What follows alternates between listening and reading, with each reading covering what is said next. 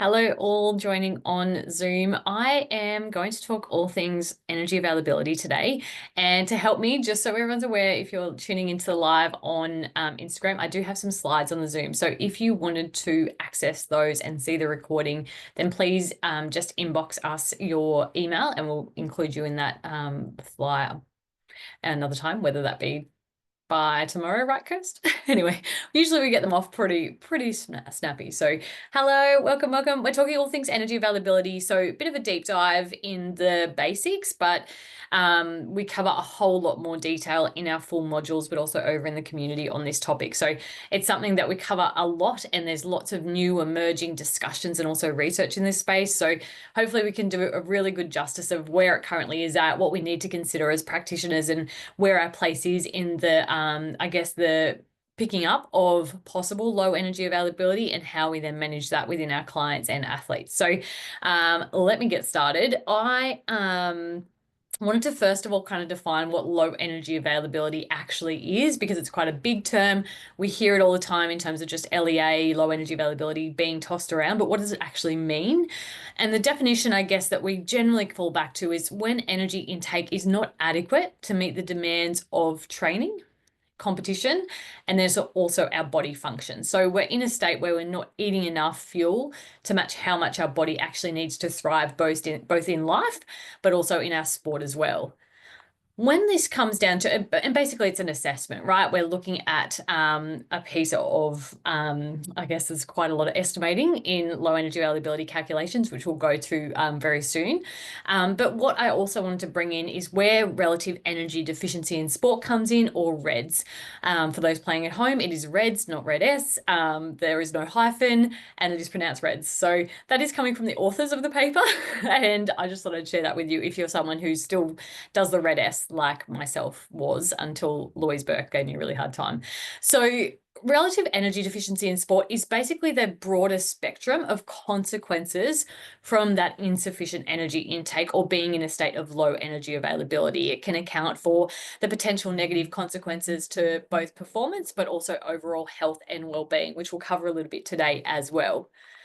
Now, when we're looking at calculating, or what I like to refer to as estimating, low energy availability, it does require an equation, and we look at including both energy intake minus the energy expenditure from exercise divided by fat-free mass. Now, I think a really important consideration when we're looking at working through or estimating someone's energy availability is there's a lot of guesstimating to it, and it's also a lot of risk associated with it too. And what I mean by that is, first of all, let's take daily energy intake.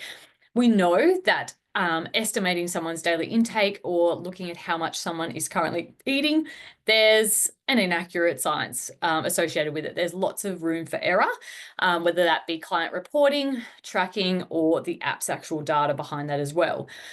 What I really wanted to actually also say is that it also comes with risk. And so when you're deciding to track someone's energy intake or get an idea of what someone is eating per day, it is really, really important that we consider the risk versus reward of that, and also appreciate and consent to what that means and how long you're going to do that for. So it needs to be a really clear plan of what is the purpose of this, do we actually need to do it, and how can we make this as safe as possible. The other piece to this is also then we need the exercise energy expenditure, or EEE. Now, again, this comes with error, as you would know, both from wearables, estimations, calculations based around equations, but also tracking exercise comes with risk for some individuals and not others, and we can't necessarily predict that level of harm or risk based around the individual or when that will happen. So it is really important to consider, again, that this is an inaccurate science that also holds risk. The other thing we need is fat-free mass. Now, ideally, this is being estimated really well by a DEXA scan, but again, this comes with error based around what bed they're using, the practitioner's level of training, the methods they're using during that scan, the time of day, how much they've eaten beforehand, what training they've done, how hydrated they are. There is lots of room for error. So again, body composition scans absolutely can be a really great tool, but they need to be utilized in an aspect of recognizing that there's room for error. The other piece to that is, as we know, body composition monitoring can also come with some risk. And so we've got this really complex situation where we acknowledge that energy availability is important as practitioners and also for our clients in terms of thriving and performing well. But the way that we're currently estimating that energy availability does come with some risk, but also some error. So being really open to the fluidity of the results in this equation and just applying it with a whole lot of context based around the person in front of you is really, really important. So what is considered low energy availability versus high energy availability, and where do we want a client to sit? So high energy availability is really where we want someone to go for sustainable and performance-centered goals, but also for health maintenance. And ideally, we're looking at for females, that being over 45 calories per kilo of fat-free mass, based around that equation we just had. And for males, at least over 40 calories per kilo of fat-free mass. And that's high energy availability, and optimal is very much the same, where we can provide some adequacy in energy for both that physiological function of what the body needs to thrive in hormones, gut, brain, all the areas, alongside the adaptations we're needing from training and the energy we need to perform and stay available both mentally and physically for our clients. So that's where we're looking to go.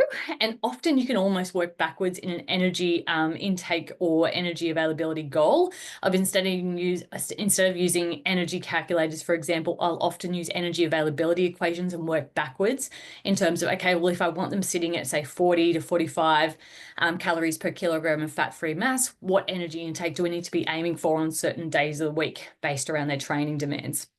And I find that a really nice way to do it, away from the Schofield equation and those types of things that do have some error and don't always apply well in terms of the active individual all the way to athlete kind of age group.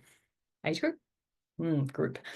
Where we start to see a decline, and I'll show you a graph in a second, those on Zoom, on like where we start to see that decline, is this subclinical energy availability or low energy availability. And that's where we can absolutely tolerate, and we see athletes tolerate quite well, sometimes with performance reward in the short term, a state where we can do a well-constructed, planned and collaborative performance goal and performance period, whether that's, in endurance or certain sports where we're looking to acknowledge the performance benefits of an improved power to weight ratio, and those types of things where we're driving adaptations as well. And we see subclinical low energy availability sitting at about 30 to 44 calories per kilogram of fat-free mass for females, and males about the same, but they can tolerate it a little bit lower, from 30 to 39 calories per kilo of fat-free mass. Now, clinical energy availability is where we really do see these health implications come about from not eating enough fuel for both the body and also for performance. So we see the health implications such as menstrual cycle dysfunction, bone health, and those types of things come into play. Again, I'll show you when that kind of happens and what kind of happens first. And we see that impairment of body systems, training adaptations, recovery, energy levels, all those types of things. In females, we tend to see that when energy intake, or energy availability, sorry, is a better term for there, drops below 30 calories per kilogram of fat-free mass. And if males are eating less than 25, not eating, if they have energy availability equaling less than 25 calories per kilogram of fat-free mass, we'll see that detriment as well generally. And obviously these studies are still emerging. They take some time. We're still working through, how many athletes have been studied, how long those studies have been for, and really collating all that data of where we actually see some issues arise. But they've been guided based around some really well-designed studies, and a really nice, guide to take with you when you're working with athletes in this space. So let's even just estimate an example here, just to put it into terms of when you're working with someone, what that could actually look like. What does energy availability feel like and look like? In a female athlete, let's say they're 60 kilograms, they're 18% body fat, they're training around 2 hours per day at moderate intensity, and their exercise energy expenditure is about 1,000 calories per day. We'd be looking at, and then versus say a 75 kilogram male, At high energy availability for the female, at least 3,500 calories would need to be had per day. This is for a 60 kilogram female. And for the male, it would be upward around that 4,500 calories per day. So really big numbers for 2 hours, sorry, of exercise or training per day. In the male side, we see that obviously higher because we've got a higher fat-free mass, and that means that they're going to need more energy going in. When we start to see that subclinical low energy availability, we might see, subclinical for that female might be around that 2,700 calorie per day mark, and for the male about 4,000. Now, clinical energy availability, I think this is really important to kind of hone in on for the female athlete in particular that's being sold a lot of 1,200 to 2,000 calorie kind of recommendations. Clinical energy availability for a female that is 60 kilos, 18% body fat, and training a couple of hours per day at moderate intensity would be 2,300 calories per day. For the male, that would be 3,500. And so we're seeing this quite often in permission to eat, disordered eating, accidental intake, or eating too well. It's really interesting to kind of have a look at where that actually sits.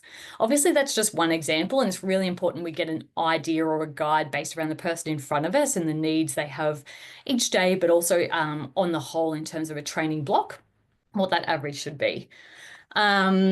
Chris, you've got a question. Thoughts on getting leaner for body composition and power to weight size of deficit? Yeah, really, really important. So I think the papers that have been done really well, particularly in things like athletics and where power to weight sensitivity exists, have been really, really important. And there is a reward to improving power to weight for short periods of time and achieving that lower body weight without the cost of power. That's why it needs to be so collaborative. It's so well planned and really, really important to communicate to the player or the athlete that this is for a short amount of time, because it does come with risk after a certain period of time out of that acute phase. So it's really important that the communication is very open, and that plan out of that is also just as important as the plan in. Now, the duration and magnitude and frequency matters, and this is a really good timing based around that question as well, because there is adaptable low energy availability where it's mild, it's quickly reversible, and it can actually come with a performance benefit, such as increases in relative VO2 max, very similar to your point, alongside power to weight. But it needs to be monitored, it needs to be mindful, and it needs to be really, really well planned around training load and competition dates. Where we see problematic low energy availability is really when that exposure to low energy availability comes with potentially persistent disruptions of body symptoms and also that maladaptive response. And if it's a long period of time and it's a high low energy availability state in terms of that clinical state, and it's happening often or for, as I said, a long period of time, we'll see that those characteristics around how they're dealing with it health-wise and also performance-wise may be witnessed. But that is really dependent on the behavior of the athlete, their environment, their age, the genetics. Like, it is actually really individualized once we get past, the overarching data. There's different ways that you can kind of explain that to an athlete or a player as well. I generally go down the line of, say, low battery mode and how, your phone will still work even if it's in low battery mode, but it's not as effective. It's not doing its best work. The performance has declined. It's not doing all the, background checks. The lighting's not as good, all those types of things. And in terms of the things that get switched off or dimmed down, you can also think about the dimming switch of a light, for example, and people tend to be able to appreciate that. And that's where you can give those examples of things like the speed and the strength, growth and development, bone strength, hormones, gut health, all those types of things start to get dimmed down. So giving someone context, but also an example that they can appreciate on such a complex topic, I feel really does allow for that buy-in to then go, well, what's the next step and what does that allow us to see or move towards in that refeeding or achieving that optimal energy availability from wherever point they're at the moment. Sorry, just making sure I don't have any questions. So there's two REDS models. If you haven't read already, I highly recommend reading the updated IOC paper on REDS that was released last year. It goes through a beautiful description of where they were currently at. But I also want to acknowledge that there's there's a kind of another discussion happening in Europe in particular around, does REDS actually exist? What does that actually look like? And what are we missing from the assumptions within the research? And a lot of what they're talking about, I really do agree. I think it's really important we don't just look at the clinical piece of REDS and go, it is from underfueling or it's from, under eating. There's so many things that can lead to the symptoms of REDS, and it's really important we're taking that holistic approach. And I'll go through that in a second. There's the health and well-being model of REDS in terms of what that impact that's having on reproductive function, bone health, immunity, growth, development, all those types of things. And then there's the performance element, which looks at athlete availability, mental health alongside training response, recovery, if I haven't already said that, but also mental cognition, decision-making, focus, all those things that, we're considering when it looks at the availability of an athlete, both mentally, but also physically.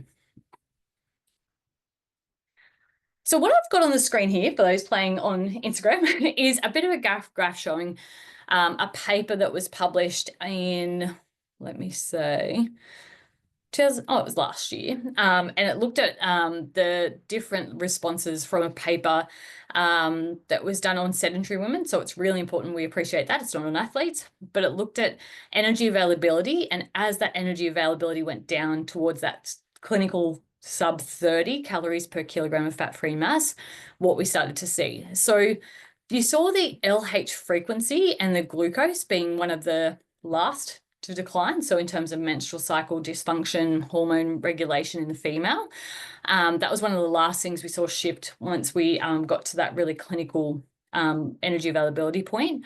But the first things we saw is actually that change in PICP, leptin, and insulin, and alongside that, the markers such as the mineralization and hormones related to bone function. So really important that by the time you see a menstrual cycle dysfunction, generally they're past the point of low energy availability in that subclinical area, and they're already seeing health decline and injury risk and availability risk as a result of that. So just considering everyone has those symptoms at different points, sometimes we don't see menstrual cycle dysfunction at all, even though energy availability issues do exist, because sometimes it's the last to happen and it really needs that quite severe low energy availability to occur before we see that shift. So just a few things to kind of note of, like, everyone is a little bit different in that point. So what might the athlete notice versus what might you notice as the practitioner, whether you're a dietitian joining us or nutritionist or other SSM person? Body weight or body fat isn't, first of all, not a great marker of low energy availability. You might think, well, if someone's underfueling, then they'll probably be losing weight and I'll be able to see it. Truth is, sometimes it's actually what impacts an ability to lose weight. You can think of the efficiency of the body being so high in terms of protecting energy that someone's RMR, that resting metabolic rate, continues to reduce and decline to protect the body and allow for enough energy to be available for the exercise they keep doing. So an issue in being able to shift weight can actually be a symptom, long loss sometimes being a symptom too. So it's really important that depending on how long they have been a part of this, but also how long they've been in deficit for or how severe it is, it will have different impacts on their body weight. Things that you might also notice or be able to reflect with them if things like, is their performance in training or in the gym plateauing or declining or not improving to how much they would expect for how much training they're doing? Has their mood declined, or do they appear more irritable, particularly with loved ones? Sometimes their friends and family and coaches are the first to know they're underfueling before they know. Are they showing beyond expected levels of fatigue and poor recovery? So, when you're working with athletes, it's really normal for them to feel tired, right? Like that. I think people generally know the expected levels of tired to feel when they're training. But if that level of fatigue is beyond what they would anticipate or expect for how much they're doing, I think that's a really big thing to lean in on and investigate. But also they might be getting sick or injured more often than what their normal would be or what their peers are experiencing. And as an estimate, there's a 10 times higher risk of bone stress injury when underfueling or low energy availability exists compared to adequate fueling. And then the disruption of sex hormones. So You might see a pause in menstrual cycle, or they may not have got their period by the age of 15 in a female athlete. In the male, different things are now emerging in the beautiful work that Bron Lundy has done over the years in terms of frequency of morning erection in males, but also a decline or change in things like that alongside libido and sex drive.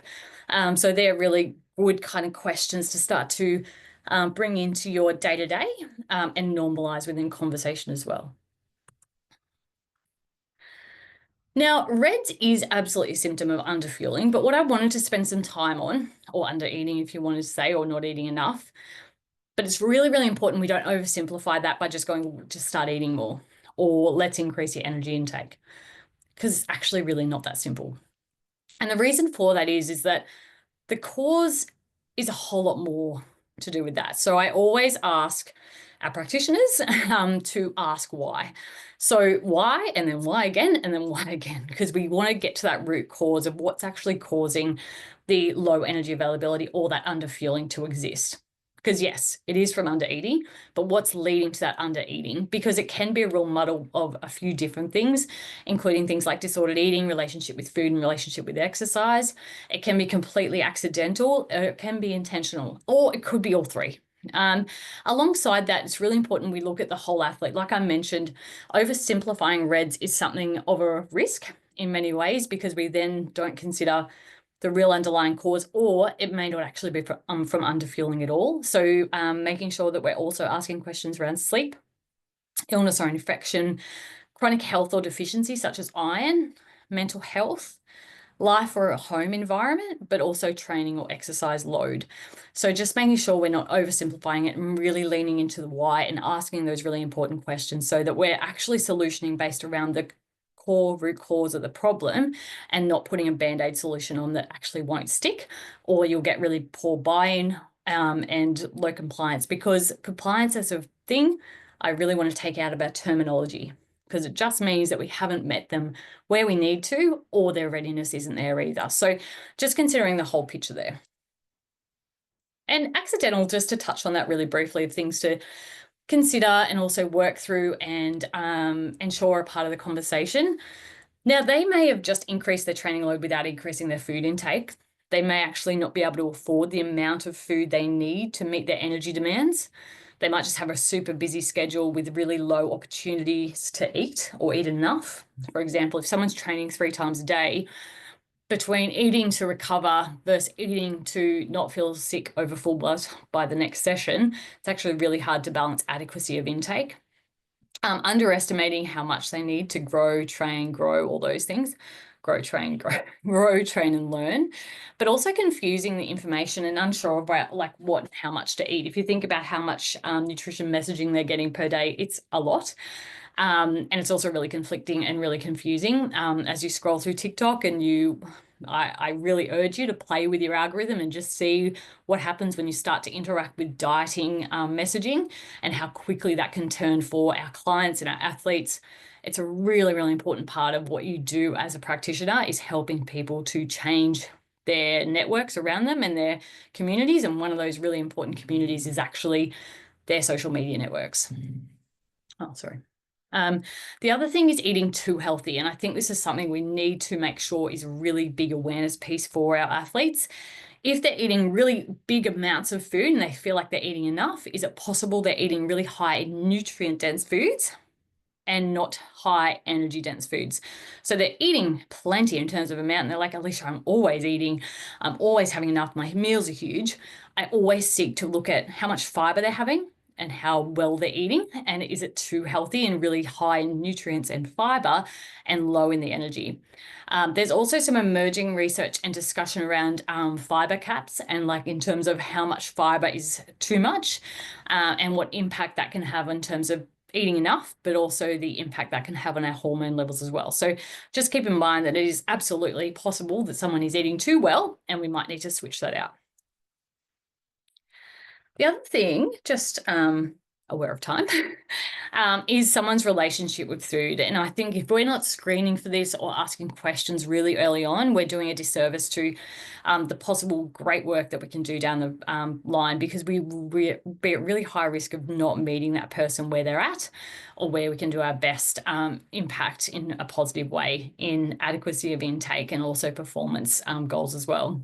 Now, the original spectrum of disordered eating and eating disorder only goes from like the green in terms of able to be eating with enjoyment, optimal intake alongside flexibility for both health and performance goals, but also purposeful and adaptation. But I've actually like put something at the other end, which I would put yellow, in terms of there's no issues in terms of relationship with food or exercise, but someone is still not eating in an optimal way. It might be unplanned, it might be, low in curiosity or low skill, all those types of things. They might have really low capacity in terms of motivation and inspiration as well. So the goal is always to get someone in that green optimal state, right? But if you've noticed things that are more around that disordered eating point, where they might be feeling out of control around food, skipping meals, cutting out foods or food groups, spending more time than they would think is normal, thinking about food and exercise is a really good question or prompt here. And then all the way to eating disorder, where we're seeing high levels of restriction, binge eating, excessive compulsive exercise, alongside obsessive thoughts around food and body, or isolation at meals.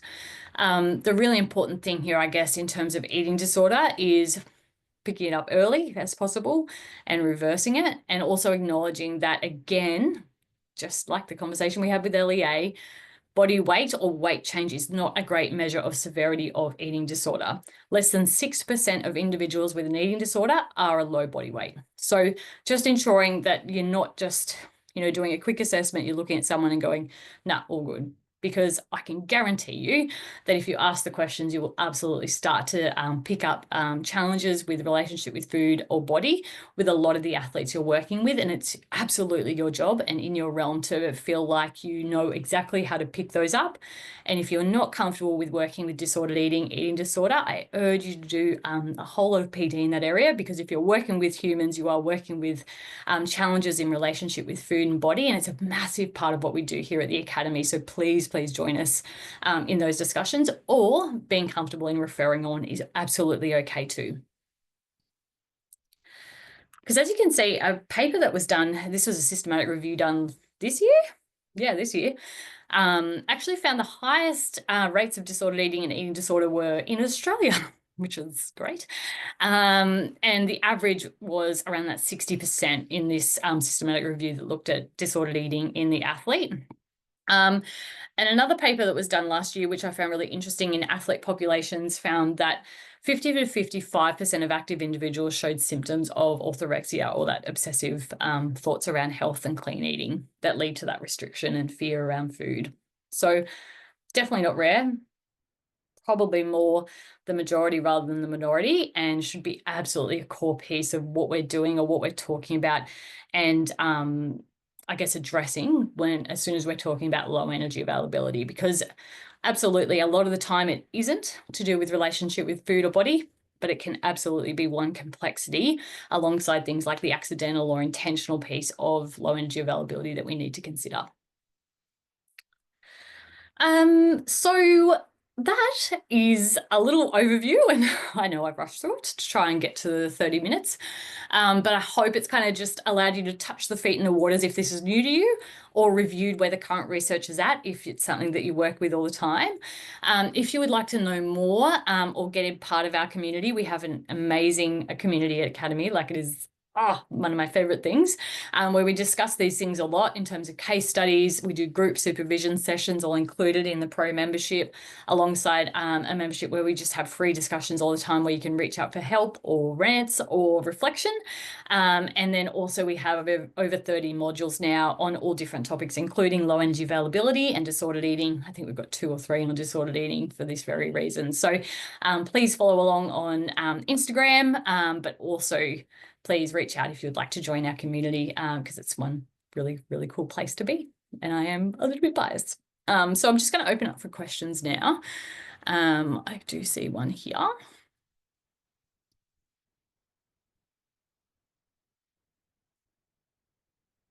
There we go. All right. When would you expect to see a return in menstrual cycle after starting to refeed? Oh, I can't give that answer. And it's really hard not to give the answer to the athlete as well, I find, because it's very uncomfortable and vulnerable to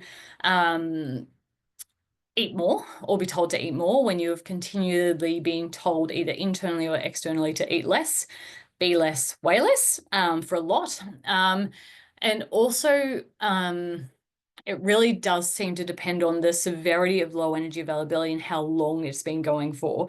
For example, I've had a client who was 28 and still hadn't had a menstrual cycle. So I really found it hard to give her a definitive answer amongst all her discomfort of when this would return and how much she would have to eat to get to that point. It just doesn't exist yet. So we've also had people return their menstrual cycle within a month or two, and then others take longer. So I think being really open and honest and vulnerable to our clients is something they respect. And I think that's all we can do. We can't promise a certain timeline. And also considering how severe that energy availability or low energy availability is when we're going into refeeding is a really big consideration. There's also different ways to refeed, right? And that will impact how long it takes to see that regain in health symptoms, but also performance, because we can drip feed and gradually increase energy intake to improve the energy availability, or we can do quite a fast refeed. And it depends on the client what has actually caused that low energy availability to exist, how sensitive they are to weight change, both in sport but also personally, and also what is in their capacity at the time and what those challenges are. So it has to be an individualized approach. It has to be filled with consent and communication to your client on what is best for them and what you can both agree on is the best path forward to recovery. And so they're on the page and they are just as big a part of the planning as you are.